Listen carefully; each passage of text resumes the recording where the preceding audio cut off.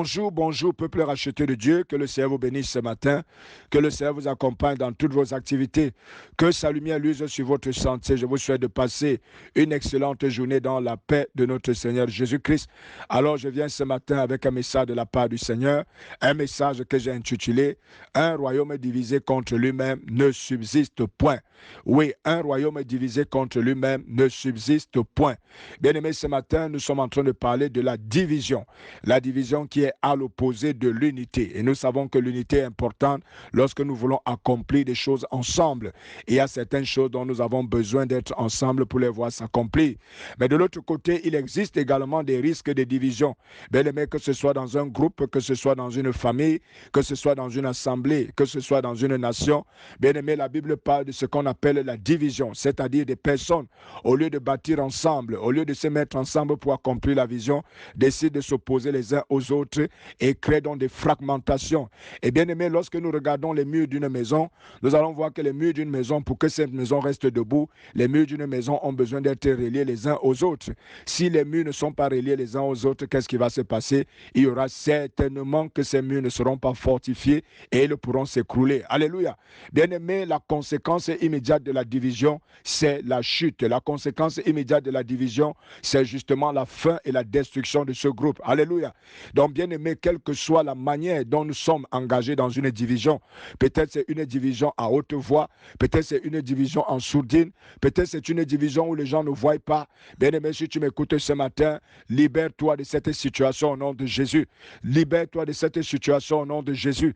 Car le but de la division, même si tu ne le sais pas, c'est de détruire complètement ce groupe, c'est de détruire complètement cette assemblée, c'est de détruire complètement cette famille et c'est détruire même parfois même cette nation. Alléluia. Bien-aimé, la parole de Dieu est claire là-dessus, qu'un royaume divisé contre lui-même ne peut pas subsister. Ce qui est vrai pour un royaume est vrai pour une famille. Ce qui est vrai pour un royaume est vrai pour un groupe. Ce qui est vrai pour un royaume est vrai pour une nation. Alléluia. Donc, bien-aimé, ce matin, prenons note de cette réalité et débarrassons-nous de tout esprit de division dans nos cœurs. Bien-aimé, le fait de ne pas être d'accord avec une vision ne nous donne pas le droit de nous y opposer. Alléluia. Bien-aimé, nous avons une arme à laquelle nous devons faire recours et cette arme, c'est quoi? C'est la prière. Alléluia. Bien-aimé, si nous ne sommes pas d'accord, la meilleure arme n'est pas la division, mais la meilleure arme, c'est la prière. Lorsque nous prions, nous arrangeons mieux les choses. Mais lorsque nous nous tenons dans la division, nous n'arrangeons absolument rien, mais nous sommes engagés dans une destruction à coup sûr. Alléluia.